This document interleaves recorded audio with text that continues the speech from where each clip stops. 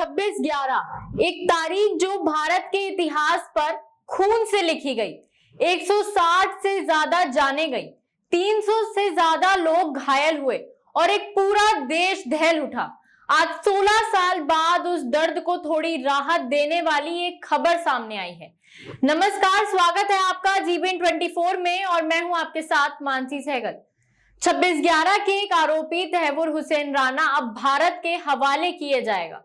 अमेरिकी supreme court ने उसकी याचिका खारिज कर दी है और अब उसे भारत भेजने की प्रक्रिया शुरू हो चुकी है। आखिर कौन है ये तहव्वुर राणा?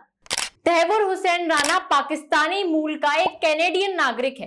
वो आर्मी का पूर्व डॉक्टर रह चुका है, बाद में कनाडा चला गया और फिर अमेरिका में बसी एक इमिग्रेशन फर्म खोली। लेकिन उस फर्म के पीछे एक काली सच्चाई छिपी थी। राणा का सबसे करीबी दोस्त था डेविड हेडली, वही डेविड हेडली जिसने मुंबई में होटल ताज, नरीमन हाउस, सीएसटी स्टेशन जैसे टारगेट्स की रेकी की थी। राणा ने ही हेडली को कवर्स दिए जिससे वो भारत में घूम सके बिना शक के।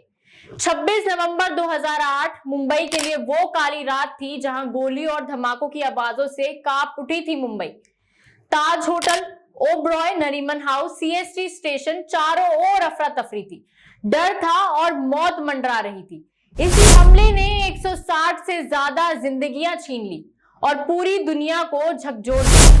लेकिन उस खौफनाक प्लान के पीछे सिर्फ बंदूकें नहीं थी, एक लंबी साजिश थी। कई चेहरों के पीछे छिपे चेहरे थे और उन्हीं में से एक नाम था तहव्वुर हुसैन राणा। 2009 में अमेरिका में डेविड हेडली को गिरफ्तार किया गया। जैसे ही उससे पूछताछ शुरू हुई, कई नाम सामने आए। सबसे चौंकाने वाला नाम था तहव्वुर राणा का।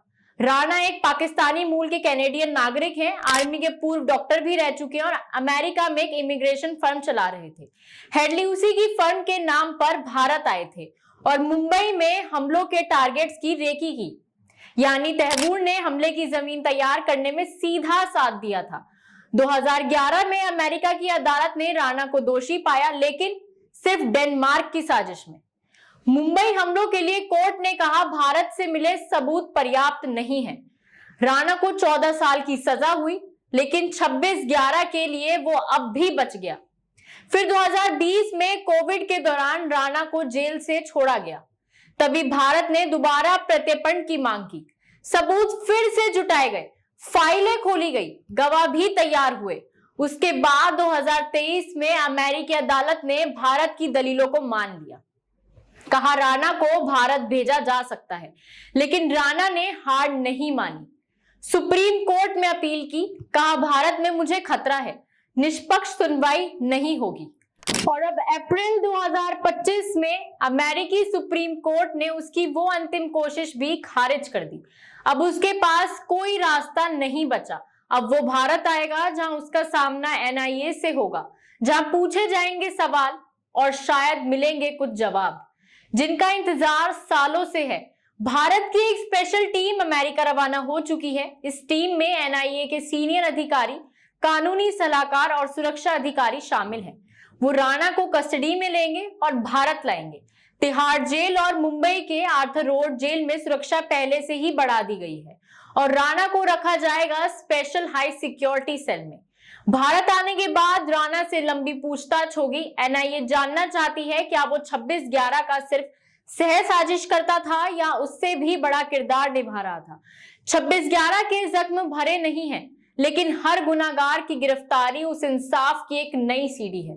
तहव्वुर राणा को भारत लाना सिर्फ कानूनी जीत नहीं, ये एक भावनात्मक विजय है उन परिवारों के लिए जिन्होंने अपनों को खोया था। तो आपको क्या लगता है, क्या 26/11 का ये गुनहगार अब कानून के शिकंजे में फंसेगा? तो हमें अपनी राय कमेंट कर जरूर बताएं और ऐसी तमाम जानकारी जानने के लिए देखते रहिए जीबीएन 24।